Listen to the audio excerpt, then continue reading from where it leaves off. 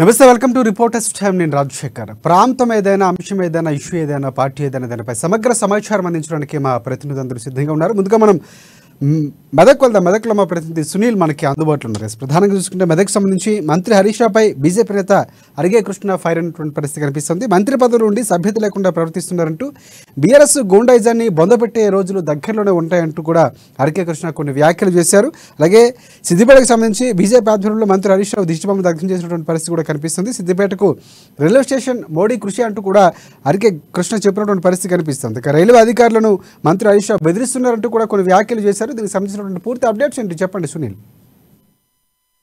సిద్దిపేట జిల్లా దుబ్బాక నియోజకవర్గం భూపల్లి రహదారిపై కాంగ్రెస్ బీజేపీ నేతలు ఆందోళనకు దిగినటువంటి పరిస్థితి ఉంది. రాష్ట్ర మంత్రి తన్నీరు హరీష్ రావు దిష్టిబొమ్మను కూడా వారు దగ్ధం చేసినటువంటి పరిస్థితి ఉంది. అయితే నిన్న సిద్దిపేట నుంచి సికింద్రాబాద్ కు నూతన రైలును మోదీ వర్చువల్ ద్వారా ప్రారంభించిన సందర్భంగా సిద్దిపేట రైల్వే స్టేషన్ లో మోదీ చిత్రపటాలతో పాటు ఎల్ఈడిని కూడా ఏర్పాటు చేశారు రైల్వే అధికారులు.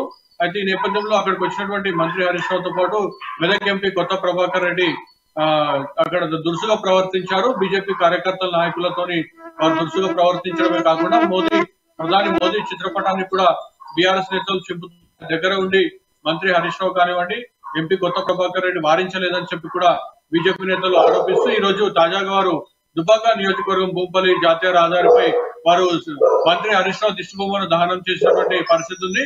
అదేవిధంగా రాష్ట్ర ప్రభుత్వానికి వ్యతిరేకంగా మంత్రి హరీష్ రావుకు వ్యతిరేకంగా వారు బీజేపీ నేతలు పెద్ద ఎత్తున నినాదాలు చేసినటువంటి పరిస్థితి ఉంది. మరోవైపు మంత్రి హోదాలో ఉండి అదేవిధంగా ఎంపీ హోదాలో ఉండి కూడా అటు హరీష్ రావు కానివ్వండి, కొత్త ప్రభాకర్ రెడ్డి కానివ్వండి బీఆర్ఎస్ కార్యకర్తలు చేస్తున్నటువంటి ఆగడాలను అడ్డుకోలేకపోయారు. మరోవైపు వాటిని నిలువరించకపోగా వారందరినీ కూడా ప్రోత్సహించేలా వారి వ్యాఖ్యలు అక్కడ ఉన్నటువంటి పరిస్థితులను చూస్తే తెలుస్తుందని చెప్పి కూడా బీజేపీ నేతలు విమర్శిస్తున్నటువంటి పరిస్థితి. మొత్తం సిద్దిపేటకైతే నూతన రైలు ప్రారంభోత్సవం సందర్భంగా జరిగినటువంటి చిన్నపాటి ఘర్షణకు సంబంధించి అయితే బీజేపీ నేతలు తమ నిరసనను వ్యక్తం చేస్తున్నటువంటి పరిస్థితి ఉంది. రైట్. ఒకటి అంటే బీజేపీ ఆధ్వర్యంలో హరీష్ రావు దిష్టిబొమ్మ కూడా దగ్ధం చేసినటువంటి పరిస్థితి కూడా కనిపిస్తుంది. సో ఈ నేపథ్యంలో హరీష్ రావు సంబంధించినటువంటి అనుచర వర్గం కానీ లేకపోతే బీఆర్ఎస్ పార్టీకి సంబంధించిన నేతలు ఎవరైనా స్పందించినటువంటి పరిస్థితి ఉందా అరిగే కృష్ణ వ్యాఖ్యల నేపథ్యంలో? సో ఇప్పటికైతే బీఆర్ఎస్ తరఫు నుంచి అయితే ఎలాంటి స్పందన రాలేదు. కానీ బీజేపీ నేతలు మాత్రం ఒకటే డిమాండ్ చేస్తున్నారు. మంత్రి హరీష్ రావు అదేవిధంగా ఎంపీ కొత్త ప్రభాకర్ రెడ్డి వెంటనే మోదీకి క్షమాపణ చెప్పాలి. లేని పక్షంలో జిల్లా వ్యాప్తంగా అంటే సిద్దిపేట జిల్లా వ్యాప్తంగా కూడా ప్రతిరోజు ఆందోళన చేస్తామని చెప్పి ఇప్పటికే బీజేపీ నేతలు ప్రకటించారు. అయితే ఈ నేపథ్యంలో బీఆర్ఎస్ నుంచి అయితే ఇప్పటివరకు ఎలాంటి స్పందన రాలేదు. అయితే బీఆర్ఎస్ ముఖ్య నేతలు మాత్రం ఒక విషయం స్పష్టం చేస్తున్నారు. తాము మోదీని అవమానించలేదు. అక్కడ జరిగినటువంటి కార్యక్రమంలో కొంతమంది బీజేపీ కార్యకర్తలు రెచ్చగొట్టడం వల్ల బీఆర్ఎస్ కార్యకర్తలు ప్రతి దాడులకు దిగాల్సినటువంటి పరిస్థితి ఏర్పడింది. కానీ అక్కడ కేవలం మోదీ చిత్రపటాన్ని ఎవరు కూడా చెప్పమని చెప్పి ఆదేశించలేదు. కానీ అక్కడ జరిగినటువంటి కోపోద్రిక్తమైనటువంటి కార్యకర్తల మధ్య జరిగినటువంటి చిన్నపాటి ఘర్షణకు బీజేపీ రాజకీయ రంగు పులుముతోందని చెప్పి కూడా బీఆర్ఎస్ నేతలు ఆరోపిస్తున్నటువంటి పరిస్థితి ఉంది. రైట్. ఒకటి అంటే మోదీ సభకు సంబంధించినటువంటి కొన్ని కామెంట్స్ కూడా ఆయన చేశాడు. అంటే కేసీఆర్ గతంలో కేటీఆర్ని ముఖ్యమంత్రి చేయాలని అభ్యర్థించినటువంటి విషయాన్ని విలీనం ఎన్డీఏ కూటమిలో చేర్చుకోవాలని చెప్పినటువంటి విషయాలు కూడా ప్రస్తావించినటువంటి పరిస్థితి కూడా కనిపిస్తుంది. సో ఈ నేపథ్యంలోనే డిఫెన్స్లో పడినటువంటి నేతలు ఈ విధంగా చేస్తున్నారు అనుకోవచ్చు. ఇంకా ప్రధానంగా అరిగే కృష్ణకు సంబంధించి రైల్వే అధికారులను మంత్రి హరీష్ రావు బెదిరిస్తున్నారంటూ కొన్ని వివాదాస్పదమైనటువంటి వ్యాఖ్యలు చేశారు. దీనికి సంబంధించినటువంటి ఆధారాలు ఏమైనా చూపించే ప్రయత్నం చేశారు అరిగే కృష్ణ, లేకపోతే ఇవి కేవలం ఆరోపణలుగానే చూడవచ్చా? అయితే నిన్న సిద్దిపేట రైల్వే స్టేషన్ లో ఏర్పాటు చేసినటువంటి ఎల్ఈడి అదేవిధంగా మోదీ చిత్రపటాలను ఎందుకు ఏర్పాటు చేశారని చెప్పి కూడా ఒక దశలో మంత్రి హరీష్ రావు రైల్వే అధికారులను ప్రశ్నించారని చెప్పి కూడా బీజేపీ నేతలు ఆరోపిస్తున్నటువంటి పరిస్థితి ఉంది. అదేవిధంగా ఎల్ఈడిని కూడా ఆయన ఇక్కడ నుంచి వెంబట తీసేసేయాలని చెప్పి కూడా అధికారులకు ఆదేశించడంతో వారు ఎల్ఈడిని తొలగించారని చెప్పి కూడా బీజేపీ నేతలు ఆరోపిస్తున్నటువంటి పరిస్థితి ఉంది. కానీ అందుకు సంబంధించి అయితే ఎట్లాంటి సాక్ష్యాధారాలు అయితే వాళ్ళు చూపించే పరిస్థితి లేదని చెప్పి కూడా బీఆర్ఎస్ నేతలు ఆరోపిస్తున్నారు. ఎందుకంటే మంత్రి హరీష్ రావు కేవలం కార్యక్రమంలో పాల్గొన్నారు, వెనుదిరిగారు తప్ప అక్కడ జరిగిన కార్యక్రమంలో కేవలం బీఆర్ఎస్ కాంగ్రెస్ బీజేపీ కార్యకర్తలు మాత్రమే చిన్నపాటి ఘర్షణకు దిగారని చెప్పి కూడా వారు చెప్తున్నటువంటి పరిస్థితి ఉంది. అదే బీజేపీ నేతలు మాత్రం తమ వద్ద సీసీటీవీ ఫుటేజ్ ఉంది, త్వరలో బయటపడతామని చెప్పి కూడా చెప్తున్నటువంటి పరిస్థితి. అయితే సీసీటీవీ ఫుటేజ్ లో చిత్రాలు విజువల్స్ మనం పరిశీలిస్తే వాటిని అందరినీ కూడా వారు బహిర్గతం చేస్తే అందులో హరీష్ రావు ఎల్ఈడిని ఇచ్చాలని చెప్పి అధికారులు ఆదేశించారా లేదా అనేది మాత్రం స్పష్టత వచ్చే అవకాశం ఉంది. అయితే వీటన్నింటినీ ఏదైతే మనం చూసుకున్నట్లయితే ఇది సిద్దిపేటలో జరిగినటువంటి అంశాన్ని మాత్రం రాజకీయ రంగం ఆల్రెడీ పులుముకుందని చెప్పవచ్చు. అయితే రేపు కూడా వాళ్ళ నిరసన కార్యక్రమాలకు బీజేపీ పిలుపునిచ్చే అవకాశం ఉంది. అయితే ఈ అంశంపై రేపు ఎమ్మెల్యే రఘునందన్ కూడా స్పందించే అవకాశం ఉన్నట్టుగా మనకు తెలుస్తోంది. అదేవిధంగా సిద్దిపేట జిల్లా వ్యాప్తంగా కూడా బీజేపీ నిరసన కార్యక్రమాలు చేపట్టేందుకు కూడా ఇప్పటికే సిద్ధమవుతున్నట్లు మనకు సమాచారం అందుతోంది. రైట్. ఒకటి అంటే ఎన్నికలు దగ్గర పడుతున్న నేపథ్యంలోనే ఇక్కడ హరీష్ రావు దిష్టిబొమ్మను దగ్ధం చేయడం కానీ లేకపోతే ఇక్కడ కొన్ని ఇందాక మనం మాట్లాడినట్లు బెదిరిస్తున్నారు రైల్వే అధికారులు హరీష్ రావు అని కొన్ని చేసినటువంటి వ్యాఖ్యలు కూడా చూడొచ్చు అంటారు. అంటే రాజుకున్నటువంటి ఎన్నికల హడావిడి మోదీ వచ్చిన తర్వాతే బీజేపీ మరింత బలపడే వరుసగా పర్యటనలు ఉంటున్నాయి.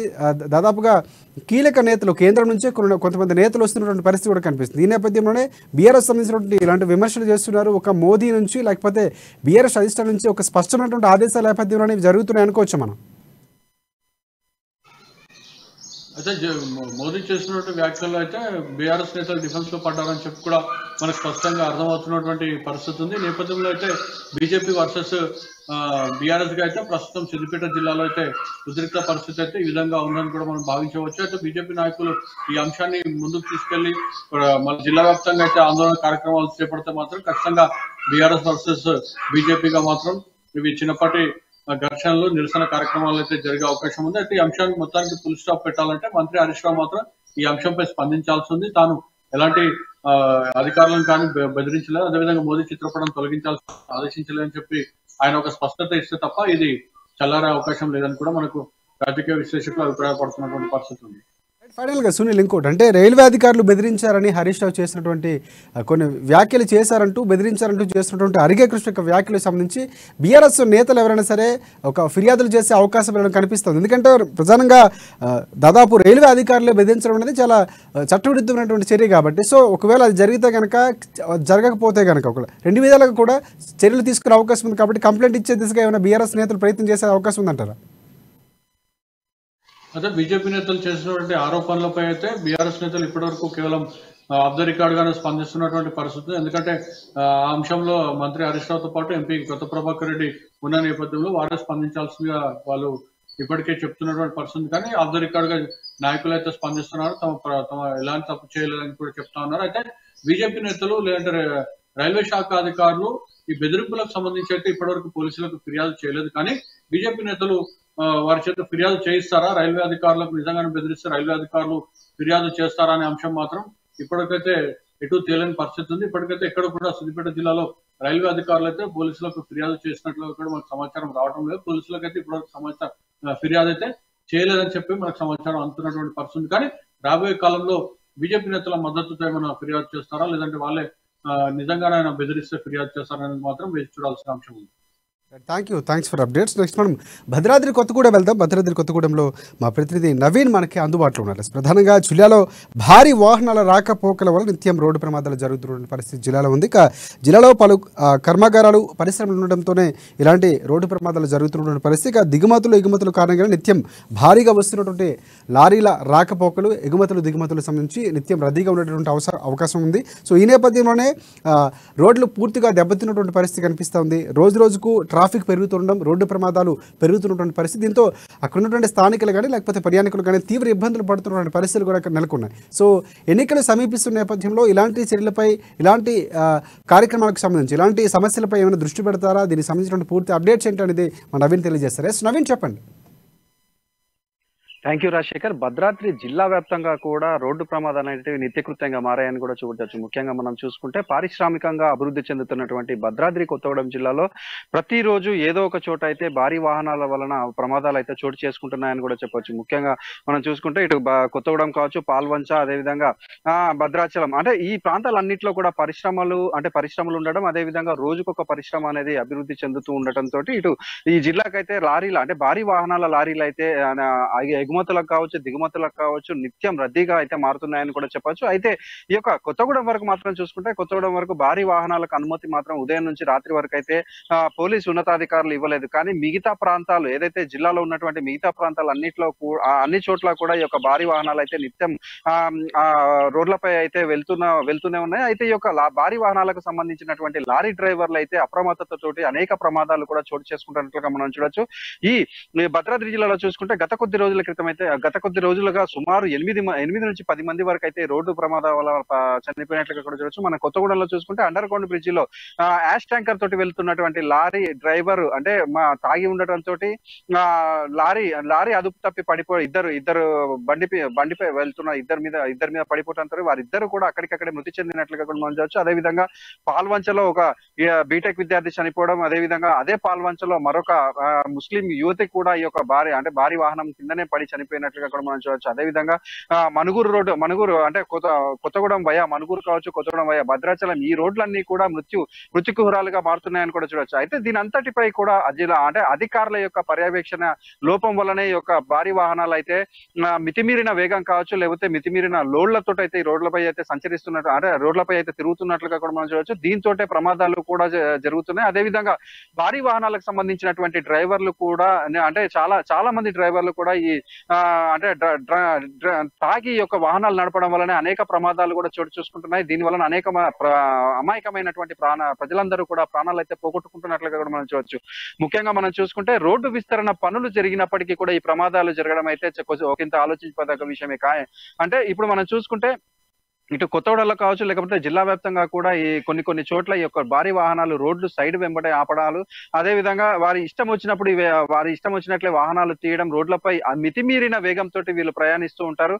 దీని వల్లనే ప్రమాదాలు అయితే జరుగుతున్నాయి. గత కొద్ది రోజుల క్రితం చూసుకుంటే ఈ యొక్క జిల్లాలో ఒక స్కూల్ బస్సును కూడా ఈ యొక్క యాష్ ట్యాంకర్ ఢీకొట్టినట్లుగా కూడా చూడవచ్చు. దాంట్లో ఎక్కువగా అంటే ప్రమాదం లేకపోయినా కూడా అది ఒకవేళ సీరియస్ అయితే మాత్రం చాలా అంటే దాంట్లో స్కూల్ పిల్లలకి ఇబ్బంది తలెత్తేదని కూడా చూడవచ్చు. అదే విధంగా యాష్ ట్యాంకర్లు ముఖ్యంగా మనం చూసుకుంటే కేటీపీఎస్ సంబంధించింది బూడిదని లోడ్ చేసుకునేటటువంటి యాష్ ట్యాంకర్ల యొక్క డ్రైవర్లు మితిమీరిన వేగంతో అయితే జిల్లా రోడ్లపై అయితే వీరు లారీలు నడుపుతున్నట్లుగా కూడా చూడవచ్చు. దీనిపై కూడా అధికారులు పర్యవేక్షించి దీనిపై చర్యలు తీసుకొని వారిని కంట్రోల్ చేసినట్లయితే మున్ముందు మరికొన్ని ప్రమాదాలను అరికట్టినట్లయితే అరికడతారని కూడా చెప్పొచ్చు. రాజశేఖర్ రైట్. ఒకటి నవీన్, అంటే ఇలాంటి పరిశ్రమల నేపథ్యంలో భారీ వెహికల్స్ తిప్పాలంటే ఖచ్చితంగా పర్మిషన్స్ తీసుకోవాలి, దానికి కొన్ని షరతులు కూడా పాటించవలసిన అవసరం ఉంటుంది.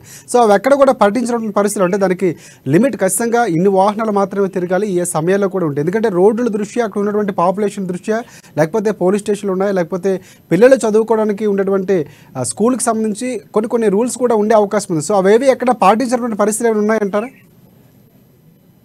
ఖచ్చితంగా రాజశేఖర్, మనం ఇప్పుడు తీసుకుంటే ఇదైతే ఇప్పుడు మనం కేటీపీఎస్ బూడిదని లోడ్ చేసేటటువంటి యాష్ ట్యాంకర్లు కావచ్చు, అదే విధంగా ఈ జిల్లాలో నెలకొన్నటువంటి ఇసుక ర్యాంపుల నుంచి వచ్చే లారీలు కూడా అధిక లోడ్లతో అయితే వస్తున్న పరిస్థితి కూడా ఉంది. దీని అంతటిపై కూడా అంటే ఈ అధిక లోడ్లతోటి వస్తున్నప్పుడు ఈ యొక్క చెక్ పోస్టులలో ఉన్నటువంటి అధికారులు వాటిని క్షుణ్ణంగా పరిశీలించి వాటి అధిక లోడ్ ఉందా లేదా అనేసి పరిశీలించి మాత్రమే ఈ సిటీలలోకి వదలాల్సి ఉండే. కానీ ఈ యొక్క అధికారుల యొక్క నిర్లక్ష్యం వల్లనే వీరందరూ కూడా అంటే ఈ యొక్క లారీ యజమానులు కావచ్చు, లారీ డ్రైవర్లు కావచ్చు, అధిక లోడ్ తోటి వస్తున్నటువంటి వాహనాలని యొక్క సిటీలలోకి తీసుకురావడం, అవి అదుపు తప్పి పడిపోతున్నట్లుగా కూడా చూడొచ్చు. అంటే మార్జిన్ తీసుకోవడంలో వారు ఎస్టిమేషన్ తప్పేయడం వలన కూడా వీరు అదుపు తప్పి లారీలు పడిపోదాం. అదే విధంగా ఈ లారీలు పడేటప్పుడు అక్కడ ఉన్నటువంటి అంటే సామాన్య ప్రజలు ఎవరైనా ఉంటే వారిపై ఈ యొక్క భారీ వాహనాలు పడడంతో వారైతే ప్రాణాలు పోగొట్టుకుంటున్నట్లుగా మనం చూడొచ్చు. అదే విధంగా ముఖ్యంగా మనం చూసుకుంటే ఈ యొక్క ఇసుక లారీలకు సంబంధించినటువంటి లారీలు అయితే కొన్ని వందలు అయితే ఈ యొక్క జిల్లాలో అంటే ఈ రోడ్లపై అయితే తిరుగుతున్నట్లుగా కూడా చూడొచ్చు. వాటిలో చాలా వరకు కూడా అంటే పర్మిషన్స్ లేని వాహనాలు ఎక్కువగా ఈ రోడ్లపైకి వస్తున్నట్లుగా కూడా దీని అంతటికి కూడా ఆర్టీ అధికారులు కావచ్చు, అదే విధంగా మరికొంతమంది జిల్లా అధికారులు అయితే కారణము అంటే వీటిని పర్యవేక్షించకపోవడం వల్లనే వారు అయితే మితిమీరుతున్నట్లుగా కూడా చూడొచ్చు. కాబట్టి ఇప్పటికైనా కూడా అటు లారీ యజమానులను కావచ్చు, లేకపోతే లారీ డ్రైవర్లను వీరు ఒక కౌన్సిలింగ్ నిర్వహించి వారి స్పీడ్ పరంగా కావచ్చు, లోడ్ పరంగా కావచ్చు వీరికి ఒక దిశానిర్దేశం చేయాలి. అదే విధంగా వీరు స్పీడ్ కంట్రోల్ చేసినట్లయితే మాత్రం ఈ జిల్లాలో ఈ యొక్క ప్రమాదాలను అయితే అరికట్టేదానికి అవకాశం ఉందని ఇటు ప్రజలు కావచ్చు, లేకపోతే ఇక్కడ ఉన్నట్టు అంటే మరికొంతమంది అనుకుంటున్న పరిస్థితి కూడా ఉంది. రాశి నష్ట నివారణ చర్యలకి ఎక్కడ చర్యలు తీసుకున్నటువంటి పరిస్థితి ఉందండి. ఎందుకంటే ప్రధానంగా చూసుకుంటే రోడ్ సేఫ్టీ అధికారులు ప్రధానంగా దీనిపై దృష్టి పెట్టాల్సిన అవసరం ఉంది. ఎందుకంటే రోడ్డు క్యాపబిలిటీ అంతా ఒకవేళ సాధారణం కన్నా ఎక్కువగా అంటే ఇలాంటి భారీ వాహనాలు ఇసుకతో తిరిగినప్పుడు ఖచ్చితంగా దానికి వెయిట్ పడుతుంది, రోడ్డు యొక్క నాణ్యత కూడా దెబ్బతినే అవకాశాలు ఉంటాయి ఖచ్చితంగా. సో ఈ నేపథ్యంలోనే అలాగే ఇంకొకటి రోడ్ సేఫ్టీకి సంబంధించి మలుపులు కానీ లేకపోతే కొన్ని సందర్భాల్లో డేంజర్స్ సంబంధించినటువంటి సూచికలు కూడా పెట్టాల్సిన అవసరం ఉంది. సో ఇవన్నీ లేకపోవడం వల్లే నిండు ప్రాణాలు బలైపోతున్నటువంటి పరిస్థితి ఉంది అనేటువంటిది మనకు స్పష్టంగా అర్థమవుతుంది. సో ఈ నేపథ్యంలో ఆర్టీ అధికారులు చూసినట్టు వ్యవహరిస్తున్నారా, లేకపోతే కంప్లైంట్లు వెళ్ళా కూడా వారు పట్టించుకోవట్లేదు అసలు?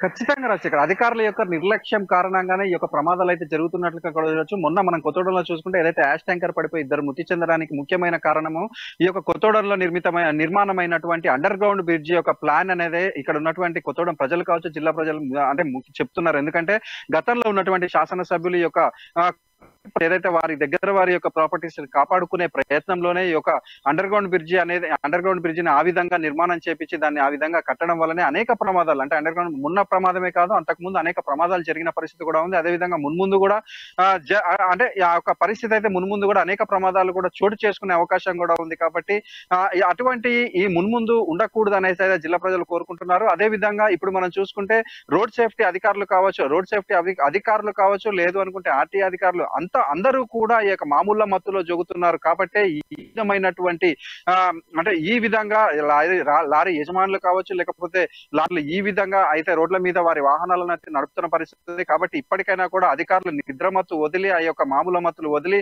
ప్రజల యొక్క ప్రాణాల గురించి ఆలోచించాలని అయితే వీరందరూ కూడా డిమాండ్ చేస్తున్న పరిస్థితి కూడా ఉంది. రాశి, థ్యాంక్స్ ఫర్ అప్డేట్స్ నవీన్. ఖచ్చితంగా మనం కూడా, ఎందుకంటే ప్రమాద చర్యలు జరుగుతున్నప్పుడు కొంతమంది ప్రాణాలు కోల్పోతున్నప్పుడు ఖచ్చితంగా ఆర్టీ అధికారులు కానీ లేకపోతే అక్కడ ఉన్నటువంటి అధికార యంత్రాంగం, సంబంధిత అధికారులు ఖచ్చితంగా రోడ్ సేఫ్టీకి సంబంధించి లేకపోతే కొన్ని ఎలిమెంట్స్ వారికి కొన్ని రూల్స్ ఖచ్చితంగా పాటించేలాగా చర్యలు తీసుకోవాలని మనం కూడా అమ్మాని అర్పించి కోరుకుందాం. నెక్స్ట్ మనం వరంగల్ వెళ్దాం. వరంగల్లో మా ప్రతినిధి స్వామి మనకి అందుబాటులో ఉన్నారు. ప్రధానంగా చూసుకుంటే నిజామాబాద్ మీదుగా మోదీ వ్యాఖ్యలకు కడియం శ్రీహరి స్పందించారు. కొన్ని కౌంటర్ కూడా ఇచ్చేటువంటి పరిస్థితి కనిపిస్తోంది. కేటీఆర్ సీఎం కాకుండా అడ్డుకోవడం నీ వల్ల కాదు అంటూ కూడా ఆయన ఒక స్టేట్మెంట్ ఇచ్చారు. ప్రధాని హోదాలో ఉండి మోదీ నీచమైన పద్ధతిలో వ్యవహరిస్తున్నారంటూ కూడా కడియం శ్రీహరి ఫైర్ అయినటువంటి పరిస్థితి కనిపిస్తోంది. తెలంగాణకు కేంద్రం ఏం చేసిందో మోదీ చెప్పాలని అన్నారు. అలాగే ఆంధ్రప్రదేశ్ విలీన చట్టంలో హామీలు మోదీ తుంగలు తొక్కారని, తెలంగాణపై మోదీకి ప్రేమ ఉంటే 9 ఏళ్ళు అవుతున్నా విలీన చట్టంలోని అంశాలు ఎందుకు అమలు చేయలేదని కూడా కడియం శ్రీహరి మోదీని ప్రధానంగా టార్గెట్ చేసి కామెంట్ చేసినటువంటి పరిస్థితి కనిపిస్తుంది. దీనికి సంబంధించినటువంటి పూర్తి అప్డేట్స్ ఏంటి చెప్పండి స్వామి. రైట్ రాజశేఖర్, మొత్తానికైతే ఇవాళ జనగామ వేదిక కూడా బీఆర్ఎస్ పార్టీలో కూడా ఎమ్మెల్సీ కడియం శ్రీహరి ప్రస్తుతం స్టేషన్ గన్పూర్ బీఆర్ఎస్ అభ్యర్థిగా కూడా వ్యవహరిస్తున్న పరిస్థితి అయితే కనపడతా ఉంది. మొత్తానికైతే నిజామాబాద్ వేదికగా కూడా భారత ప్రధాని కూడా ఇలా బీఆర్ఎస్ ప్రభుత్వం పైన ఒక వ్యాఖ్యలు చేయడం జరిగింది. మొత్తానికైతే దాన్ని తీవ్రంగా కూడా కడియం శ్రీహరి అయితే మాత్రం ఖండించిన నేపథ్యం అయితే కనపడతా ఉంది. కేటీఆర్ ను మాత్రము తెలంగాణలో కూడా సీఎం కావడం ఖాయం, ఆయన అడ్డుకోవడం ఇది వల్ల కాదని చెప్పి కూడా తీవ్రమైన ఒక విమర్శలు చేసిన పరిస్థితి అయితే కనపడుతుంది. మొత్తానికి చూసుకోవచ్చు, ఇప్పుడు మీరు గతంలో ఆంధ్రప్రదేశ్ విలీన చట్టంలో, అంటే ఆంధ్రప్రదేశ్ విలీన చట్టంలో 9 సంవత్సరాలు గడిచినా కానీ ఇప్పటి వరకు కూడా ఎలాంటి వాటిపైన కూడా చట్టాలను అమలు చేయలేదని చెప్పి కూడా చేసిన పరిస్థితి కనపడతా ఉంది. అదే విధంగా కూడా రైతుల పైన నల్ల చట్టాలు తీసుకొచ్చిన పరిస్థితి అయితే మోడీ ప్రభుత్వానికి ఉందని, మొత్తానికైతే మోడీ కూడా ఇవాళ రైతు చట్టాలే కావచ్చు, లేదా విలీన చట్టాలను కావచ్చు కూడా అమలు చేయడానికి కూడా ఒక చాతగాని దద్దమ్మ అని చెప్పి కూడా ఒక భారత ప్రధాని కూడా ఒక తీవ్రమైన విమర్శ చేసిన పరిస్థితి అయితే జనగామ జిల్లాలో చోటు చేసుకుందని చెప్పుకోవచ్చు. ఇప్పటికైతే ప్రస్తుతానికైతే కడియం శ్రీహరి మాత్రము తెలంగాణ రాష్ట్రంలో కూడా బీఆర్ఎస్ ప్రభుత్వం రావడం ఖాయం, హ్యాట్రిక్ కొట్టడం ఖాయం, అడ్డుకోవడం మీ వల్ల కాదు, కాంగ్రెస్ పార్టీ కూడా వల్ల కాదని చెప్పి కూడా తీవ్రమైన విమర్శలు చేసిన పరిస్థితి కనపడుతుంది. రాజశేఖర్, ప్రధాని వ్యాఖ్యల తర్వాత కేటీఆర్ సీఎం కావడం ఎవరు అడ్డుకోలేరంటే ఈసారి కేటీఆర్ ముఖ్యమంత్రి అవబోతున్నారు, తర్వాత అవబోతున్నారు. అసలు ఈ వ్యాఖ్యలకు సంబంధించినటువంటి ప్రధాని మోదీని టార్గెట్ చేసి శ్రీహరి వ్యాఖ్యలు చేయడం అనేది బీఆర్ఎస్ ప్లాన్లో భాగంగానే జరుగుతున్నటువంటి కామెంట్లు వినిపిస్తున్నాయి. సో మనం కూడా శ్రీహరి వ్యాఖ్యలు అలాగే తీసుకోవచ్చు అంటారా? ఖచ్చితంగా రాజశేఖర్, మీరు అన్నట్లుగానే చెప్పిన విధంగానే కూడా తీసుకోవచ్చు అని చెప్పుకోవచ్చు. మొత్తానికైతే ఆ నిప్పు, అంటే నివురు కప్పిన నిప్పు లెక్క కూడా ఇవాళ ఆ భారత ప్రధాని కూడా నిజామాబాద్ వేదిక కూడా ఇవాళ మహిళా బిల్లే కావచ్చు, లేదా పసుపు బోర్డే కావచ్చు కూడా తూతు మంత్రంగా కూడా చేసిన పరిస్థితి అయితే కనపడుతుందని చెప్పుకోవచ్చు. మొత్తానికైతే ఇంతవరకు కూడా అంటే నల్ల చట్టాలను, రైతు వ్యతిరేక చట్టాలను కూడా అమలు చేయలేకపోవడం ఇవాళ మొత్తానికైతే తెలంగాణ రాష్ట్రంలో కూడా మాత్రం ఒక తీవ్ర విమర్శ చేసిన పరిస్థితి కనపడుతుంది. కడియం శ్రీహరి మాత్రము ప్రస్తుతం ఎమ్మెల్సీగా ఉన్న కడియం శ్రీహరి మాత్రం ఇవాళ బీజేపీ పైన కూడా తీవ్ర స్థాయిలో విమర్శ చేయడం కూడా చేసిందని చెప్పుకోవచ్చు. ఇప్పటికే తెలంగాణ రాష్ట్రంలో కూడా బీఆర్ఎస్ పైన కూడా ఒక తీవ్ర విమర్శలు చేయడం కాదు, మొత్తానికైతే బీజేపీ ప్రభుత్వం కేంద్రంలో అమలు చేసిన హామీలను కూడా తెలంగాణ రాష్ట్ర ప్రభుత్వం తెలంగాణలో కూడా అమలు చేయలేదని చెప్పి కూడా తెలుపుతున్న పరిస్థితి అయితే కనపడుతుందని చెప్పుకోవచ్చు. ఇప్పటికే ఆ బిఆర్ఎస్ పైన అంటే కేసీఆర్ ముఖ్యమంత్రిగా వివరిస్తున్న ఆ పరిస్థితి అయితే 2 దఫాలుగా కూడా ముఖ్యమంత్రిగా వివరించారు. ఇప్పుడు రానున్న ఆ రోజుల్లో కూడా కేటీఆర్ ముఖ్యమంత్రి అయ్యే అవకాశాలు ఉన్నాయి. కానీ ఆ కేటీఆర్ పట్ల కానీ మీరు విమర్శించే స్థాయి అంటే ఒక అత్యుత్తమైన స్థాయిలో మీరు ఉన్న భారత ప్రధాని ఇవాళ తెలంగాణ రాష్ట్రానికి వచ్చినప్పుడు ఒకవేళ బీఆర్ఎస్ ప్రభుత్వాన్ని విమర్శించడం అది ఒక సరైన న్యాయం కాదని చెప్పి సరైన చర్య కాదని చెప్పి కూడా తెలిసిన పరిస్థితి కనపడుతుంది. ఇవాళ జనగాంలో వేదిక కూడా ఒక బీఆర్ఎస్ నేతల మధ్యన కూడా ఒక విలేకరుల సమావేశం నిర్వహించి కూడా బీజేపీ కార్యకర్తలకైతే ఒక సిగ్గుమాలిన చర్య ఒక భవిష్యత్తులో కూడా వీళ్ళు తెలంగాణలో కూడా ప్రభుత్వం రావాలంటే రైతుకు చేసిన నల్ల చట్టాలను కావచ్చు లేకపోతే విలీన చట్టాలను కావచ్చు అమలు చేసి తీరిన తర్వాతనే కూడా తెలంగాణ అడుగు పెట్టాలని చెప్పి కూడా చేసిన పరిస్థితి కనపడుతుంది చెప్పుకోవచ్చు రాజశేఖర్. జనగామ ఎమ్మెల్యేగా అభ్యర్థిగా ప్రకటించిన తర్వాత ఈ వ్యాఖ్యలు చేసినటువంటి పరిస్థితి కనిపిస్తుంది. అంటే రాజకీయకు సంబంధించిన లైన్ క్లియర్ అయిపోయిన తర్వాత శ్రీహరి ఫామ్లోకి రావటం మోదీని టార్గెట్ చేస్తూ కామెంట్ చేస్తున్నారని కూడా కొంతమంది వ్యాఖ్యలు వినిపిస్తున్నారు. సో ఈ నేపథ్యంలో అక్కడ ఉన్నటువంటి బీజేపీ క్యాడర్ ఏమైనా స్పందించినటువంటి పరిస్థితి ఉంది శ్రీహరి వ్యాఖ్యల నేపథ్యంలో? కూడా అయితే రానున్న వినయ సందర్భంగా కూడా బీజేపీ కార్యకర్తలే కావచ్చు లేకపోతే దానికి సంబంధించిన ముస్లింలకు అంటే ముస్లిం మా సోదరులు ప్లస్ మళ్ళీ అందులో బీజేపీ కూడా ఒక నేపథ్యం అయితే కనపడుతుంది. మొత్తం అక్కడ దశమంత రెడ్డి కూడా ఒక జనగామ జిల్లా ఇన్ఛార్జ్ గా ఉన్న పరిస్థితి అయితే కనపడుతుంది. బీరప్ప అట్లే కూడా వాళ్ళు స్పందించిన నేపథ్యం కనపడుతుంది. కానీ కడియం శ్రీహరి అలా ఒక భారత ప్రధానిని కూడా అట్లా విమర్శించడం సరైనది కాదు. ఆయన ఒక స్టేషన్ గన్పూర్ ఎమ్మెల్యే అభ్యర్థిగా ఉన్న జనగామ జిల్లాలో ఒక ప్రెస్ మీట్ పెట్టి అలా చేయడం సరైనది కాదని చెప్తున్న పరిస్థితి. కానీ ఆ కేటీఆర్ ను మాత్రం విమర్శించడం కానీ లేకపోతే బీఆర్ఎస్ ప్రభుత్వాన్ని విమర్శించడం కానీ ఆయన కడియం శ్రీహరి మాత్రం ఎమ్మెల్సీగా కొనసాగుతున్న పరిస్థితి ఉంది. ఆయన ప్రస్తుతానికైతే వాళ్ళ బీఆర్ఎస్ నేతలను విమర్శించడం మాత్రం ఆయన తీవ్రంగా స్పందించండి చెప్పుకోవచ్చు రాజశేఖర్. ఇప్పటికైతే బీఆర్ఎస్ ప్రభుత్వం పైన కూడా కాంగ్రెస్ కానీ బీజేపీ కానీ చేస్తున్న ఆరోపణలు సరైనది కాదు. వాళ్ళు ఇచ్చిన కేంద్ర ప్రభుత్వం ఇచ్చిన హామీలను నెరవేర్చాలి. వాళ్ళు ఇచ్చిన వాటా ఎంత, ఆ తెలంగాణ ప్రజలకు ఇచ్చిన అంటే పథకాలలో వాళ్ళకు చెందాల్సిన వాటా ఎంత ఉందని చెప్పి కూడా ఆయన విమర్శించిన పరిస్థితి కనపడుతుంది. మొత్తానికైతే తెలంగాణ ప్రజలు తెలంగాణలో బీజేపీ వాళ్ళు రావాలంటే తెలంగాణకు హామీలను నెరవేర్చాలని చెప్పిన పరిస్థితి కనపడుతుంది. దాని పట్ల కూడా కడియం శ్రీహరి ఆ వాక్యాలను సీరియస్ గా తీసుకున్న పరిస్థితి కనపడతా ఉంది. విభారక జనగామ వేదికగా కూడా ఆయన ఒక సవాల్ బీజేపీ నేతలకైతే సవాల్ విసిన పరిస్థితి అయితే జనగాంలో నెలకొందని చెప్పుకోవచ్చు. థ్యాంక్స్ ఫర్ అప్డేట్ స్వామి. నెక్స్ట్ మనం కరీంనగర్ వెళ్దాం. ఆ కరీంనగర్లో మా ప్రతినిధి శ్రీకాంత్ మనకి అందుబాటులో ఉన్నారు. ప్రధానంగా చూసుకుంటే కాంగ్రెస్ ఆధ్వర్యంలో నిరసన కార్యక్రమం పెద్దపల్లిలో జరిగినటువంటి పరిస్థితి, డబుల్ బెడ్రూమ్ లబ్ధిదారులకు కేటాయించకపోవడంపై మాజీ ఎమ్మెల్యే విజయ రామారావు మండిపోయినటువంటి పరిస్థితి అక్కడ కనిపిస్తూ ఉంది. అలాగే స్థానిక ఎమ్మెల్యే దాసరి మనోహర్ వైఫల్యం వల్లే అర్హులకు ఇండ్లు కేటాయించడం లేదని, రాష్ట్ర వ్యాప్తంగా డబుల్ బెడ్రూమ్ ఇండ్లు పంపిణీ జరుగుతూ ఉంటే పెద్దపల్లి జిల్లాలో అందరి ద్రాక్షిగానే లబ్ధిదారులకు ఉందని కూడా విజయ రామారావు కొన్ని వ్యాఖ్యలు చేసినటువంటి పరిస్థితి కనిపిస్తుంది. ఎస్, కాంగ్రెస్ పార్టీ నుంచి నిరసన నేపథ్యంలో ఆయన కామెంట్ సంబంధించినటువంటి పూర్తి అప్డేట్స్ ఏంటి చెప్పండి శ్రీకాంత్. రాజశేఖర్, ఈ రోజు పెద్దపల్లి జిల్లా కేంద్రంలో పెద్దపల్లి మాజీ ఎమ్మెల్యే చింతకుంట విజయ రామారావు, కాంగ్రెస్ పార్టీ మాజీ ఎమ్మెల్యే, ఈయన గతంలో కూడా ఎమ్మెల్యే అయితే ప్రస్తుతం ఉన్న దాసరి మనోహర్ రెడ్డి ఎమ్మెల్యే తీరును ఎండగడుతూ కూడా పెద్ద ఎత్తున ధర్నా కార్యక్రమం చేపట్టారు. పెద్దపల్లిలో అంటే రాష్ట్ర వ్యాప్తంగా కూడా ఎన్నికలు సమీపిస్తున్న వేళ డబుల్ బెడ్రూమ్ పంపిణీ జరుగుతుంటే లబ్ధిదారులకు అంతా కూడా కేటాయిస్తూ ఉంటే పెద్దపల్లిలో మాత్రం ఎక్కడ విశ్రగొంగలి అక్కడిదే ఉన్న చందంగా మారిందని చెప్పేసి ఆయన తీవ్ర స్థాయిలో ఎమ్మెల్యేపై విమర్శలు గుప్పించిన పరిస్థితి అయితే నెలకొంది. అయితే పెద్దపల్లిలో 9 ఏళ్లుగా కూడా డబుల్ బెడ్రూమ్ నిర్మాణాలు చేపట్టి కూడా కేటాయించకపోవడము, లబ్ధిదారులకు అర్హులకు కేటాయించకపోవడం పట్ల ఆయన తీవ్ర ఆగ్రహం వ్యక్తం చేసిన పరిస్థితి ఉంది. ఇందుకు గాను కాంగ్రెస్ పార్టీ ఆధ్వర్యంలో కాంగ్రెస్ పార్టీ శ్రేణులంతా కూడా కదం తొక్కిన పరిస్థితి అయితే ఉంది. పెద్దపల్లి జిల్లా కేంద్రంలో ధర్నా నిర్వహించి భారీ ర్యాలీ కూడా చేపట్టిన పరిస్థితి అయితే ఉంది. మెయిన్ సెంటర్ లో కీలక ఘాటు వ్యాఖ్యలు కూడా చేశారు. తెలంగాణ రాష్ట్ర వ్యాప్తంగా కూడా ఇలాంటి దద్దమ్మ ఎమ్మెల్యేలు ఎవరు లేరు, ఆ పెద్దపల్లి ఎమ్మెల్యే దాసరి మనోహర్ రెడ్డికి చేత కాదు అని చెప్పేసి ఒక తీవ్ర స్థాయిలో ఘాటు వ్యాఖ్యలు చేసిన పరిస్థితి అయితే ఉంది.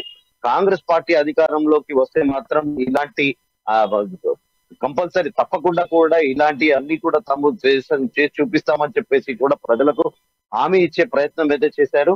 అంటే రాష్ట్ర వ్యాప్తంగా కూడా ఇటు కేటీఆర్ ఇలాకాలో కానీ, అటు గజ్వేల్లో కానీ, ఇటు కరీంనగర్ నియోజకవర్గంలో ఎమ్మెల్యే గంగుల కమలాకర్ తో పాటు మిగతా మంత్రులంతా కూడా ఎక్కడికక్కడ డబుల్ బెడ్రూమ్ పంపిణీ చేస్తా ఉంటే పెద్దపల్లిలో మాత్రం అందుకు పరిస్థితి భిన్నంగా ఉంది అని చెప్పేసి తీవ్ర స్థాయిలో విమర్శలు చేసిన పరిస్థితి అయితే నెలకొంది. అంటే ఎక్కడికక్కడ ఇదంతా కూడా ప్రస్తుత ఎమ్మెల్యే 2 సార్లు ఎమ్మెల్యేగా చేసినప్పటికీ కూడా తాను పెద్దపల్లి నియోజకవర్గానికి ఏ మాత్రం అభివృద్ధి చేయలేదని చెప్పేసి కూడా మండిపడిన పరిస్థితి అయితే ఉంది. అంటే లబ్ధిదారులకు ఎవరైతే అంటే ఎంపిక చేసి కూడా నిర్మాణాలు చేపట్టినప్పటికీ డబుల్ బెడ్రూమ్ నిర్మాణాలు చేపట్టినప్పటికీ కూడా కేటాయించకపోవడం, ఆ డబుల్ బెడ్రూమ్ నిర్మాణాలు వ్యర్థంగా మారడం పట్ల కూడా ఆయన అసహనం వ్యక్తం చేసిన పరిస్థితి అయితే ఉంది. రాబోయే ఎన్నికలలో తప్పకుండా దాసరి మనోహర్ రెడ్డికి గట్టి గుణపాఠం చెప్పాలని చెప్పేసి ఆయన ఒక పిలుపునిచ్చిన పరిస్థితి అయితే ఉంది. కాంగ్రెస్ పార్టీని అధికారంలోకి తీసుకొస్తే తప్పకుండా పేదల బడుగు బలహీన వర్గాలకు న్యాయం జరుగుతుందని చెప్పేసి ఆయన ఒక హామీ ఇచ్చిన పరిస్థితి కూడా నెలకొంది రాజశేఖర్. రైట్. ఒకటి శ్రీకాంత్, అంటే విజయరామారావు వ్యాఖ్యల్లో కూడా సాధారణంగా చూసుకుంటే ఎప్పటి నుంచో లబ్ధిదారులకు సంబంధించినటువంటి ఇష్యూ కొనత డబుల్ బెడ్రూమ్ ఇంట్లోనే లొసుకులు ఉన్నాయని చెప్పినటువంటి పరిస్థితి కనిపిస్తుంది. సరైనటువంటి నాణ్యతా ప్రమాణాలు లేవని ఇలాంటి చాలా వార్తలు వింటూ వచ్చాం. కానీ పంపిణీ అంటే కేటాయించకపోవడం అనేది ఏ విధంగా చూడొచ్చు? అంటే దీనికి సంబంధించినటువంటి వివరణ ఇచ్చే అవకాశం ఉందా ఎమ్మెల్యే మనోహర్ రెడ్డి? వేచి చూద్దాం రాజశేఖర్. అంటే దీనికి సంబంధించి తాను ఎలాంటి రెస్పాన్స్ ఇస్తారో కూడా వేచి చూడాల్సిన పరిస్థితి ఉంది. రాష్ట్ర వ్యాప్తంగా ఇన్ని సంవత్సరాల నుంచి కూడా నిర్మాణాలు చేపట్టి శిథిలావస్థకు చేరిన పరిస్థితులు ఉన్నాయి. కొన్ని చోట్ల చెట్లు మొలిసి పిచ్చి చెట్లతో కూడా ఒక అరణ్యాన్ని తరలించిన పరిస్థితులు కూడా గతంలో చూసాయి. అయితే ఇప్పుడు ఎన్నికలు సమీపిస్తున్న తరుణంలో బిఆర్ఎస్ పార్టీ తన ఉనికి కోల్పోయే ప్రమాదం ఉంది అని చెప్పేసి కూడా రాష్ట్ర వ్యాప్తంగా ఈ డబుల్ బెడ్రూమ్ లబ్ధిదారులను ఎంపిక చేసి త్వరితగతిన వేగంగా కూడా ఈ ప్రక్రియనంతా కూడా పూర్తి చేస్తుంది. నిన్న కూడా చూడొచ్చు, పెద్దపల్లి జిల్లాతో పాటు ఇటు ధర్మపురి నియోజకవర్గంతో పాటు అటు రాజన్న సిరిసిల్లాలో కూడా మంత్రి కేటీఆర్, వర్కింగ్ ప్రెసిడెంట్ కేటీఆర్ కూడా పెద్ద ఎత్తున దాదాపు జిల్లా జగిత్యాల జిల్లాలో 4,500కు పైగా డబుల్ బెడ్రూమ్లను పట్టాలకు లబ్ధిదారులకు అందజేసిన పరిస్థితి. అంటే రాష్ట్ర వ్యాప్తంగా ఈ రోజు కూడా అంటే కీలకంగా అంటే సమీపిస్తున్న తరుణంలో అటు హరీష్ రావుతో పాటు ఇటు కేటీఆర్ కూడా రాష్ట్ర వ్యాప్తంగా ప్రతి నియోజకవర్గంలో పర్యటిస్తూ కూడా ఈ డబుల్ బెడ్రూమ్ పంపిణీ వేగవంతం చేసినప్పటికీ పెద్దపల్లి జిల్లాలో మాత్రం అసలు అలాంటి కేటాయింపు జరగట్లేదు అని చెప్పేసి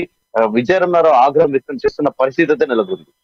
అంటే శ్రీకాంత్, ఎంతో డబ్బులు వెచ్చించి ప్రజాసొమ్మును ప్రజాధనాన్ని ఖర్చు పెట్టి ప్రజల కోసం, సామాన్యుల కోసం, పేదల కోసం నిర్మించినటువంటి డబుల్ బెడ్రూమ్ ఇండ్లకు సంబంధించి ఎందుకు ఇంత తాత్సారం జరుగుతుంది అనేది ప్రజల్లో కొంత ఉన్నటువంటి మీమాంస లేకపోతే వారికి ఉన్నటువంటి సందేహాలు అనుకోవచ్చు. సో ఈ నేపథ్యంలో ఇప్పుడు కామెంట్స్ చేసిన నేపథ్యంలో ప్రజల ఎలా స్పందన వినిపిస్తూ ఉంది? ఇదంతా కూడా రాబోయే ఎన్నికల పొలిటికల్ స్టంట్ గా కూడా ఒక వినికిడైతే ఏర్పడుతుంది. అంటే ఎన్నికలు ఇన్ని సంవత్సరాలు దాదాపు ఈ డబుల్ బెడ్రూమ్ లబ్ధిదారుల ఎంపిక ప్రక్రియలో కూడా సాక్షాత్తు ముఖ్యమంత్రి కేసీఆర్ నిండు అసెంబ్లీలో ఒక ప్రకటన చేసిన పరిస్థితి నెలకొంది. అంటే ప్రతి ఎమ్మెల్యే కూడా ఒక నియోజకవర్గం నుంచి ఈ దళిత బంధు స్కామ్ లో కూడా 3 లక్షల రూపాయల వరకు అంటే సంక్షేమ పథకాలు అన్నింటిలో కూడా అవినీతి జరుగుతుందని చెప్పి సాక్షాత్తు ముఖ్యమంత్రి కేసీఆర్ ప్రకటించినప్పటికీ ఈ డబుల్ బెడ్రూమ్ లబ్ధిదారుల విషయంలో కూడా చాలా మట్టుకు అధికార పార్టీకి చెందిన నేతల అనుచరులకు మాత్రమే కేటాయించడం జరుగుతుంది. అసలైన నిరుపేదలకు మాత్రం ఎక్కడ ఇల్లు డబుల్ బెడ్రూమ్లు కేటాయించట్లేదని చెప్పేసి రాష్ట్ర వ్యాప్తంగా పెద్ద ఎత్తున నిన్న కూడా మంతని పట్టణంలో కూడా ఇలాంటి పరిస్థితి నెలకొంది. ఇదంతా కూడా అంటే లబ్ధిదారులను సరైన క్రమంలో ఎంపిక చేయకపోవడం, ఇదంతా కూడా ఒక ప్రక్రియ కొనసాగడం వల్ల ఇదంతా దాటవేయడానికి కూడా ప్రధాన కారణంగా చెప్పవచ్చు. అయితే ఇప్పుడు ఎన్నికలు సమీపిస్తున్న తరుణంలో తమ కోల్పోయే ప్రమాదం ఉండడంతో బిఆర్ఎస్ పార్టీ చర్యలు వేగవంతం చేసింది. రాష్ట్ర వ్యాప్తంగా కూడా డబుల్ బెడ్రూమ్ పంపిణీ అయితే చేపట్టింది. కాకపోతే ఇందులో కూడా దాదాపు చాలా పెద్ద ఎత్తున కూడా గోల్మాల్ జరుగుతున్న పరిస్థితి నెలకొంది. కేవలం అధికార పార్టీ అనుచరులకు, అనుయాయులకు మాత్రమే కేటాయింపు జరిగింది. అసలైన లబ్ధిదారులు చాలా మట్టుకు దాదాపు 50 నుంచి 70% వరకు పేదలకు అన్యాయం జరుగుతుందని చెప్పేసి పలు సంఘాలు కూడా ఆందోళన చేసిన పరిస్థితి కూడా నెలకొంది రాజశేఖర్. రైట్ శ్రీకాంత్, ఒకటి ఇప్పుడు విజయ రమణారావు చేసినటువంటి వ్యాఖ్యల నేపథ్యంలో అక్కడ ఉన్నటువంటి ఎమ్మెల్యే స్పందించి ఒకవేళ లబ్ధిదారులకు ఇవ్వకపోతే కనుక ఖచ్చితంగా రాబోయే ఎన్నికల్లో ప్రభావం చూపే అవకాశం, ఎందుకంటే ఎన్నికలు ఇయర్ కాకపోతుంది, దాదాపుగా ఎన్నికల నగారా కూడా మోగబోతున్నటువంటి సమయం కాబట్టి ఖచ్చితంగా స్పందించి లబ్ధిదారులకు ఇవ్వకపోతే సిద్ధంగా ఉన్నటువంటి ఇండ్లు కాబట్టి సో ఇవ్వకపోతే కనుక ప్రభావం ఖచ్చితంగా ఉండే అవకాశం ఉందా? తప్పకుండా ఉంటుంది రాజశేఖర్. పెద్దపల్లి నియోజకవర్గంలో గతంలో 2 సార్లు ఎమ్మెల్యేగా చేసి ఇప్పుడు మూడోసారికి హ్యాట్రిక్ ప్రయత్నాన్ని కొనసాగిస్తున్న దాసరి మనకి కాస్త వ్యతిరేకత కూడా చోటు చేసుకొని ఉంది. ఈ డబుల్ బెడ్రూమ్ లబ్ధి ఆశ అంటే ఇన్నాళ్ళ కళ, ఒక పేదవాడి సొంతింటి కళ అనేది ఆ కళగానే మిగిలిపోయే పరిస్థితులు ఉంటాయి. కాబట్టి ఇది తప్పకుండా ఆయనకు కాస్త వ్యతిరేక అంశం అని చెప్పొచ్చు. ఇప్పటికైనా దాసరి మనోహర్ రెడ్డి కాస్త చర్యలు వేగవంతం చేసి ఆ లబ్ధిదారులకు వెంటనే ఈ డబుల్ బెడ్రూమ్ లోన్ కేటాయిస్తారు అంటే ఆ ప్రక్రియ కొనసాగిస్తారని చెప్పేసి ఆ లబ్ధిదారులంతా కూడా ఆశపడుతున్న పరిస్థితి ఉంది. మొత్తానికి రాబోయే ఎన్నికల్లో మీరు అన్నట్టుగా కూడా ఈ అంశం డబుల్ బెడ్రూమ్ కేటాయించకపోవడం అంశం అనేది కూడా ఆయనకు కాస్త వ్యతిరేకత కూడా తీసుకొచ్చేదానికి ఆస్కారం లేకపోలేదు Rajasekhar. Thanks for updates Srikanth. మనం నెక్స్ట్ నిజామాబాద్ వెళ్దాం. నిజామాబాద్కు సంబంధించినటువంటి ప్రధానంగా ఇష్యూ, ఈ రోజుల్లో ప్రతి ఒక్కరు కూడా స్వార్థం కోసం ఆలోచిస్తూ ఉంటారు. కానీ ఒక రైతు మాత్రం పసుపు బోర్డుకు సంబంధించి దాదాపుగా 12 సంవత్సరాల పాటు ఎండా వాన ముళ్ళ సైతం లెక్క చేయకుండా తన కాళ్ళకు చెప్పులు లేకుండా ఉద్యమాన్ని చేపట్టినటువంటి పరిస్థితి కనిపిస్తుంది ఇక నిజామాబాద్కు సంబంధించి. ఇక ఈ నేపథ్యంలో చివరకు మొన్న మహబూబ్ నగర్లో మోదీ నోట పసుపు బోర్డుకు సంబంధించినటువంటి ఒక ప్రామిస్ రావడంతో ఇక తన చెప్పులు ధరించినటువంటి పరిస్థితి కూడా కనిపిస్తూ ఉంది. సో ఇది ఒక ప్రధానమైనటువంటి వార్తగా కనిపిస్తూ ఉంది. ఇక్కడ దీనికి సంబంధించి అమ్మానీస్తో పసుపు రైతు ముత్యాల మనోహర్ రెడ్డి మాట్లాడినటువంటి పరిస్థితి కనిపిస్తుంది. దాంతో మరిన్ని డీటెయిల్స్ మా ప్రతినిధి నవీన్ మనకు అందిస్తారు. ఎస్, చెప్పండి నవీన్. నిన్న నిజామాబాద్ జిల్లా వేదికగా ప్రధాని నరేంద్ర మోడీ నిజామాబాద్ జిల్లాకు పసుపు బోర్డు ప్రకటిస్తానని చెప్పి కూడా ప్రకటించి చెప్పడంతో కూడా నిజామాబాద్ జిల్లా చెందినటువంటి పసుపు రైతులు ఎంతో సంతోషాన్ని వ్యక్తం చేస్తున్నారు. అయితే పసుపు బోర్డు వస్తే తప్ప తను చెప్పులు వేసుకోనని చెప్పి కూడా ఇటు నిజామాబాద్ జిల్లా ఆర్మూర్ చెందినటువంటి ఒక రైతు గత 12 సంవత్సరాలుగా చెప్పులు వేసుకోకుండా తీరాడు. అయితే మొన్న మహబూబ్ నగర్లో ఏవైతే ప్రధాని నరేంద్ర మోడీ పసుపు బోర్డు ప్రకటించారో దీనికి నిజామాబాద్ జిల్లా అదే రైతు కూడా చెప్పులు వేసుకోవడం జరిగింది. దీనిపై మొత్తం మాట్లాడడానికి ఆ రైతు నుండి మీరు అడిగి మరుగులు వేసుకున్నాం. చెప్పండి, మీరు గత ఎన్ని సంవత్సరాలు చెప్పులు వేసుకున్న తిరిగారు, ఎందుకు ప్రధాన కారణం వేసారు? అయితే నేను 1972 నుంచి 80 వరకు నేను వ్యవసాయం చేసిన, పసుపు పండించిన రైతును. అప్పుడు పసుపు పండించినప్పుడు మంచి అప్పుడు లాభాలు ఉండే. తర్వాత ఈ 2000 సంవత్సరం తర్వాత మరి పసుపు రైతు నష్టపోతున్నాడు. 2005 సంవత్సరం నుంచి మేము 2006 సంవత్సరం నుంచి ఉద్యమం చేపట్టిన. 2006 అంటే ఇప్పుడు 2023 వరకు నేను గత 17 సంవత్సరాల నుంచి పసుపు రైతుల గురించి చేయని పోరాటం లేదు. ధర్నాలు చేసిన, ఢిల్లీ వరకు తీసుకుపోయిన రైతులను 17 సంవత్సరాలు పోరాటం చేసి మరి మొన్న మహబూబ్ నగర్ బహిరంగ సభలో ప్రధాని నరేంద్ర మోడీ గారు మరి పసుపు బోర్డు ప్రకటించినందుకు నేను చాలా సంతోషంగా ఉన్నది. పసుపు రైతులకు న్యాయం చేసిండ్రు. మరి ఎకరం ఒక్కంటికి 1,20,000 నుంచి 1,30,000 రూపాయలు ఖర్చు పెట్టినప్పటికీ కూడా మరి పసుపు రైతులకు నష్టం జరిగినందున మరి ఇది పసుపు బోర్డు వస్తేనే వీళ్ళకు న్యాయం జరుగుతుందని చెప్పేసి మరి ఒక ఆలోచనతో మురళీధర్ రావు గారు నాకు ఇచ్చిన సందేశం ప్రకారంగా నేను ముందుకు పోవడం జరిగింది. పసుపు రైతులకు పసుపు బోర్డు వస్తేనే న్యాయం జరుగుతుందని చెప్పి మురళీధర్ రావు గారు చెప్పినందువల్ల నేను ఉద్యమాన్ని 2006 నుంచి నేను కొనసాగిస్తూ 2000 చెప్పులు తీసేయడం జరిగింది. అంటే 5 సంవత్సరాలు నేను తెలిపిన ప్రభుత్వానికి డిమాండ్ చేసిన పసుపు బోర్డు ఇవ్వమని. ఆయన స్పందించకపోతే 2011 చెప్పులు తీసేసిన నిరసన తెలిపిన ప్రభుత్వంకు. పసుపు బోర్డు ప్రకటించాలా, పసుపు రైతులు నష్టపోతున్నారు అని అందు గురించి 2011 నుంచి ఇప్పుడు 2023 అంటే 12 సంవత్సరాలు 12 సంవత్సరాలు చెప్పులు లేకుండా ఉండటం వలన మొన్న ప్రధాని నరేంద్ర మోడీ గారు మహబూబ్ నగర్ జిల్లాలో సమావేశం బహిరంగ సభలో పసుపు బోర్డు మరి మంజూరు చేసినందున ప్రధాని నరేంద్ర మోడీ గారికి నేను కృతజ్ఞతలు తెలియజేస్తూ, అలాగే బండి సంజయ్ ఎంపీ గారు కూడా మరి ప్రధానమంత్రిని ఒప్పించి పసుపు బోర్డు ప్రకటించినందున ప్రత్యేకంగా నేను ఎంపీ అరవింద్ గారికి ప్రత్యేక కృతజ్ఞతలు తెలియజేస్తూ ఇప్పటికైనా కానీ పసుపు బోర్డు వచ్చి రావటం వల్ల రైతులందరూ హర్షం వ్యక్తం చేస్తున్నారు. చెప్పులు వదిలేసి ఉద్యమం చెప్పని ఎవరైనా చెప్పారు మీకు? పసుపు బోర్డు గురించి మురళీధర్ రావు గారు వచ్చారు ఆర్మూర్ వచ్చి పసుపు రైతులను పిలిపిమంటే ఊరికి 2-3 తీసుకొచ్చి 50-60 మంది రైతులతో సమావేశం పెట్టి నరసింహనాయుడు గారు నేను. అప్పుడు పసుపు రైతులందరితో వాళ్ళ పసుపు తెలుసుకొని అన్ని వివరాలు తెలుసుకొని ఎకరం ఒక్కంటికి ఎంత ఖర్చు అవుతుందో వాళ్ళతో రాపించారు. పసుపు దున్ని నుంచి పంట వచ్చేంత వరకు 46,000 రూపాయలు ఖర్చు వచ్చింది ఒక ఎకరంకు. వీళ్ళకి వచ్చేది 25,000 రూపాయలు వస్తున్నాయి. 1,400 రూపాయలు క్వింటాల్కు ఉండే అప్పుడు. అయితే వీళ్ళకు ఎంత నష్టం వస్తుంది కానీ అంటే దాని ప్రకారంగా 20 వేలకు పైన నష్టం వస్తున్నది. అదే దాని గురించి మరి మీరు ఉద్యమం చేపట్టాలా అని మురళీధర్ చెప్పడం వల్ల మరి అప్పుడు ఆ రోజు నుంచి నేను అంకితమై పసుపు రైతుకు న్యాయం చేయాలి అక్కడి నుంచి అంకితమై మరి ఉద్యమము చేపట్టి పసుపుకు బోర్డు వచ్చేంత వరకు తప్పకుండా నేను ఈ యొక్క విజయం సాధిస్తా అని చెప్పేసి 2006 నుంచి రైతులకు పసుపు బోర్డు గురించి ఉద్యమాలు చేసి 2011 వరకు నేను ప్రభుత్వంతో చలనములు రాకపోయినప్పటికీ 2011 చెప్పులు తీసే నిరసన తెలిపిన. ఏదైతే పసుపు బోర్డు విషయంలో కూడా అనేక ఉద్యమాలు చేపట్టామని చెప్పి అయితే ఉద్యమాలు చేసినప్పటికీ కూడా పసుపు రాకపోవడంతో తాను చెప్పులు లేకుండా ఒక ఉద్యమాన్ని చేపట్టని చెప్పి ఫలితంగానే ఇటు ప్రధానమంత్రి నోట పసుపు బోర్డు మాట వచ్చిందని చెప్పి చెప్తున్నారు. అయితే ముఖ్యంగా పసుపు బోర్డుకు పసుపు రైతుల విషయంలో కూడా ఇక్కడ చాలా ఇబ్బందులు ఉన్నాయని చెప్పి కళ్ళెలు కావచ్చు, ఇటు మరి మరోవైపు ఇటు పసుపు ఉడకబెట్టే మిషన్లు కావచ్చు లేకపోవడంతో చాలా ఇబ్బంది పడుతున్నామని చెప్పి ఈ విషయంలో కూడా మరో ఉద్యమం కూడా చేపడతామని చెప్పి కూడా ప్రధానంగా చెప్తున్నారు.